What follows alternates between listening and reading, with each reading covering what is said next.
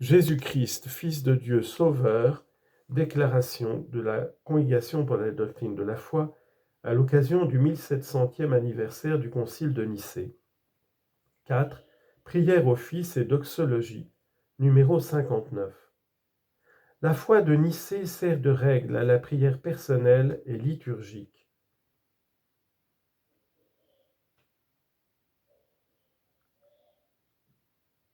Et ces dernières sont marquées par Nicée.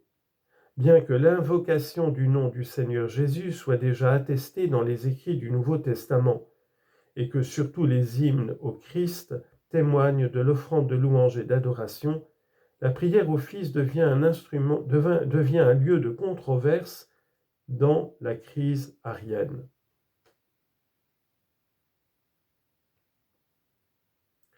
Se réclamant de certains textes d'Origène, on lit en note, voire de la prière d'Origène, citation, si nous entendons ce qu'est la prière, peut-être verrons-nous qu'il ne faut prier aucun être produit, et pas même le Christ. Fin de citation d'Origène et fin de note.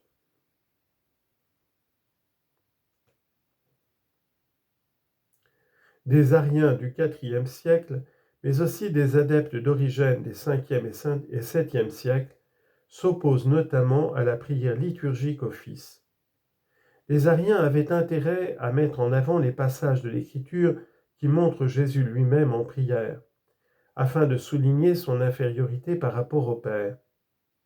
En combinaison avec la conception apollinariste, également répandue chez les Ariens, selon laquelle le Logos prend la place de l'âme de Jésus, la subordination du Logos au Père semblait ainsi prouvée. Pour eux, la prière adressée au Fils était donc inappropriée. En faveur de leur point de vue, les Ariens argumentaient en utilisant la formulation traditionnelle de la doxologie qui revêt une grande importance, notamment dans les liturgies orientales, gloire et adoration au Père par le Fils dans l'Esprit Saint.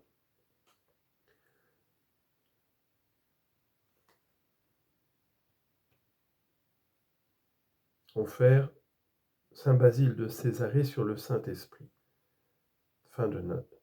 La différence des prépositions par, en grec dia, en latin père, dans, en grec en, en latin in, a été invoquée comme preuve d'une différence essentielle des personnes. Les Ariens cherchaient à recourir à la liturgie reconnue comme instance de témoignage de la foi de l'Église, afin de prouver ce qu'ils considéraient ainsi comme théologiquement justifié.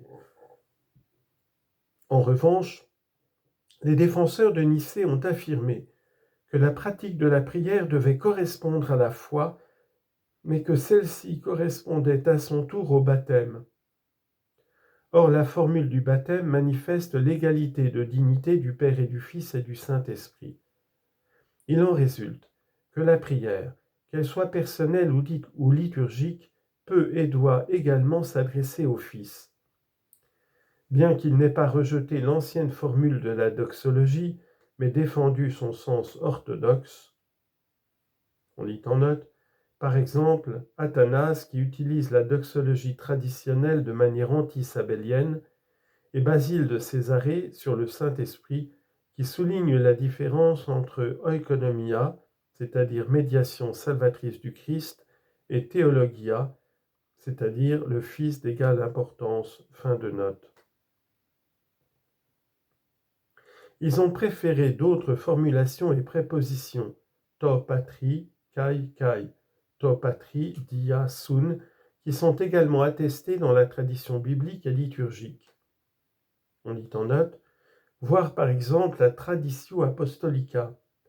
Lors de la consécration des évêques et des presbytres, ainsi que lors de la prière eucharistique, la doxologie finale est la suivante, par ton serviteur Jésus-Christ, par qui la gloire est au Père, au Fils et au Saint-Esprit. Fin de citation. Origène, homélie sur Luc. Grégoire de Nazianze dit, citation, une seule et même gloire divine au Père, au Fils et au Saint-Esprit.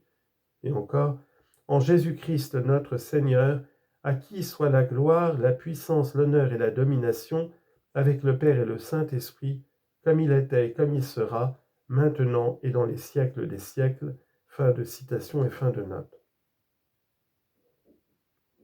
Basile se réfère ainsi entre autres à la très ancienne hymne Phos Hilaron, peut-être du second siècle, dans lequel le Père, le Fils et le Saint-Esprit sont l'objet d'un chant d'adoration. On lit en note Basile de Césarée, traité sur le Saint-Esprit. L'exemple de l'évêque Léontius d'Antioche montre à quel point la question de la forme de la doxologie pouvait devenir explosive dans la vie des églises locales. Pour ne pas se brouiller avec les Ariens, ni avec leurs adversaires, ils ne prononçaient plus les paroles de la doxologie à haute voix, mais, citation, on n'entendait plus que la conclusion dans toute l'éternité. Fin de citation de Théodoret de Cire et fin de note.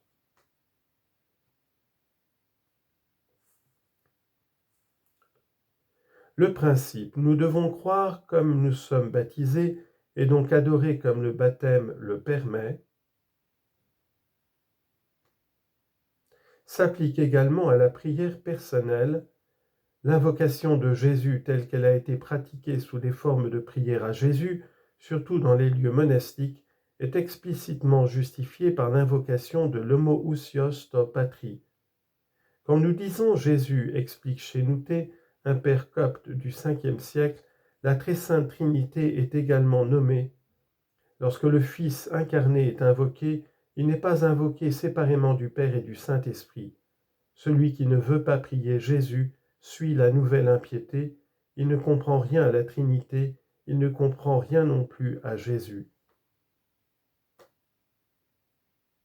La manière dont quelqu'un prie montre ce qu'il croit. La justesse dans la prière possède un enjeu sotériologique. C'est Grégoire de Nice qui lance ici l'avertissement le plus percutant. L'espérance du croyant est plus qu'une morale au sens actuel du terme, mais elle s'exprime aussi dans la prière. L'espérance est tournée vers la divinisation opérée par Dieu. Si, citation, la première grande espérance n'est plus présente chez ceux qui se laissent entraîner dans une erreur de doctrine, cela a pour conséquence qu'il n'y a aucun avantage à se comporter correctement à l'égard des commandements. Et Grégoire poursuit, nous sommes donc baptisés comme nous l'avons reçu, au nom du Père et du Fils et du Saint-Esprit. Nous croyons comme nous sommes baptisés. Il convient en effet que la foi soit en accord avec la confession. Nous glorifions comme nous croyons, car il n'est pas naturel que la gloire combatte la foi. Mais ce en quoi nous croyons, cela aussi nous le glorifions. Aussi, puisque la foi est dans le Père, le Fils et le Saint-Esprit, que la foi, la gloire et le baptême se tiennent mutuellement à cause de cela, on ne distingue pas non plus la gloire du Père, du Fils et du Saint-Esprit. Fin de citation. L'adjonction de la doxologie trinitaire à la fin de chaque psaume dont l'ordre est attribué au pape Damas, mort en 384, peut être comprise dans cette ligne.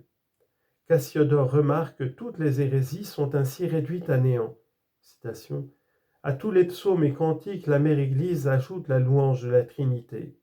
Elle rend hommage à celui de qui viennent ces paroles et coupe ainsi l'herbe sous le pied des hérésies de Sabellius, Arius, Mani et autres.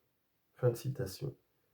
C'est notamment le cas de l'ajout Sic ut erat in principio, qui a été compris comme une profession de foi anti-arienne sans équivoque.